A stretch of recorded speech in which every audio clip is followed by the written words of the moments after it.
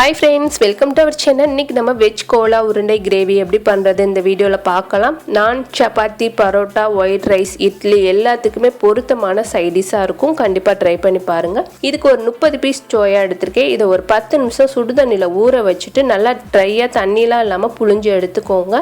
இப்போ அரைக்கிறதுக்கு மிக்ஸி ஜார்ல சேர்த்துட்டு இத நல்லா நைஸா அரைச்சு இந்த மாதிரி எடுத்துக்கலாம். இதை ஒரு பவுல்ல மாத்திக்கிற போறேன். இப்போ மாத்தினதுக்கு அப்புறமா இது கூட ஒரு பெரிய வெங்காயம் பொடியா கட் பண்ணிட்டு சேர்த்துருக்கேன். சேர்த்ததுக்கு அப்புறமா 3/4 டீஸ்பூன் அளவுக்கு தனி மிளகாத்தூள் சேர்த்துக்கலாம். இது கூட 1/2 டீஸ்பூன் அளவுக்கு கரம் மசாலா தூள், 1 டீஸ்பூன் அளவுக்கு சோம்பு தூள் சேர்த்துருக்கேன். சோம்பு தூள் இல்லைன்னா சோம்பு எடுத்து சோயாவோட சேர்த்து நல்லா நைஸா அரைச்சி எடுத்துக்கோங்க. இது கூட 3 டேபிள் ஸ்பூன் அளவுக்கு கடலை மாவு சேர்த்துக்கலாம். தேவையான அளவுக்கு உப்பு, பொடியா கட் பண்ண கருவேப்பிலை, கொத்தமல்லி கொஞ்சமாக சேர்த்துக்கிறேன். கடலைப்பருப்பு ஊற வச்சு அரைக்கிறத விட இந்த மாதிரி கடலை மாவாக சேர்த்துட்டிங்கன்னா நம்மளுக்கு சீக்கிரமாகவே வேலை முடிஞ்சிடும். இப்போ நல்லா மிக்ஸ் பண்ணியாச்சு. நம்ம எடுத்த 30 பீஸ் சோயாவுக்கு இந்த 3 டேபிள் ஸ்பூன் கடலை மாவு நல்லா கரெக்டான பதமாக இருக்கும். இப்போ இதை சின்ன சின்ன பால்ஸாக உருட்டி எடுத்து வச்சுருக்கேன். அடுத்து பொரிக்கிறதுக்கு தேவையான அளவுக்கு ஆயில் சேர்த்துட்டு டீப் ஃப்ரை பண்ணி எடுத்துக்கிற போகிறோம். இப்போ பார்த்தீங்கன்னா நல்ல கலர் சேஞ்ச் ஆயிடுச்சு. கடாயில் ஒட்டாமல் சூப்பராக நம்மளோட கோலா உருண்டை ரெடி ஆயிடுச்சு. இதை எடுத்து தனியாக வச்சிடலாம். அடுத்து அதே கடாயில் ஒரு 2 டீஸ்பூன் அளவுக்கு ஆயில் சேர்த்துட்டு ஒரு 3 பெரிய வெங்காயம், மீடியம் சைஸ் வெங்காயம் எடுத்து நல்லா ஒரு 3/4 பதம் வர வரைக்கும் வதக்கிடலாம். வதக்குனதுக்கு அப்புறமா 1 டீஸ்பூன் அளவுக்கு வெள்ளை எள்ளு இல்லைன்னா கருப்பு எள்ளு கூட சேர்த்துக்கலாம்.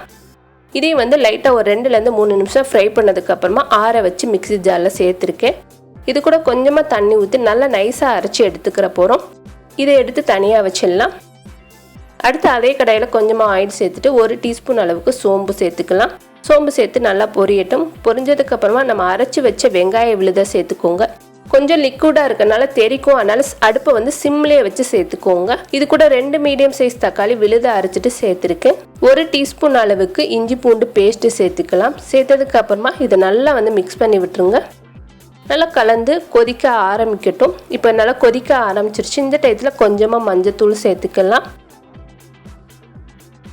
இது கூட 2 டீஸ்பூன் அளவுக்கு காஷ்மீரி மிளகாத்தூள் சேர்த்துருக்கேன். 2 டேபிள் ஸ்பூன் அளவுக்கு தனியாத்தூள் சேர்த்துக்கலாம். மல்லித்தூள் சேர்த்துருக்கேன். இது கூட 1/2 டீஸ்பூன் அளவுக்கு கரம் மசாலா தூள், தேவையான அளவுக்கு உப்பு சேர்த்து இதை நல்லா மிக்ஸ் பண்ணி இதை மூடி போட்டு ஒரு 5 நிமிஷம் கொதிக்க வச்சுக்கலாம்.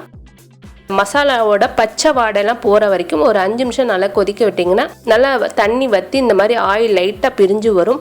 இந்த டயத்தில் இதில் இன்னும் கொஞ்சம் தண்ணி சேர்த்துக்கிற போகிறோம். மிக்ஸி ஜார்லேருந்து நான் ஒரு 1/2 கப் அளவுக்கு தண்ணி சேர்த்துருக்கேன். சேர்த்துட்டு இதை மூடி போட்டு ஒரு 10லேருந்து 15 நிமிஷம் நல்லா கொதிக்க வச்சுருங்க. எண்ணெய் பிரிஞ்சு வரணும். இந்தளவுக்கு கொதிக்க வச்சிட்டிங்கன்னா நம்மளோட கிரேவி நல்ல டேஸ்ட்டாக இருக்கும். பச்சை வடையெல்லாம் இல்லாமல் நல்ல டேஸ்ட்டாக இருக்கும். இந்த டயத்தில் நம்ம பொரிச்சு வச்ச கோலா உருண்டை எல்லாத்தையும் சேர்த்துக்கலாம். சேர்த்துட்டு கொஞ்சமாக கொத்தமல்லி சேர்த்துட்டு இதை திருப்பி மூடி போட்டு ஒரு 5 நிமிஷம் கொதிக்க வைக்க போகிறோம்.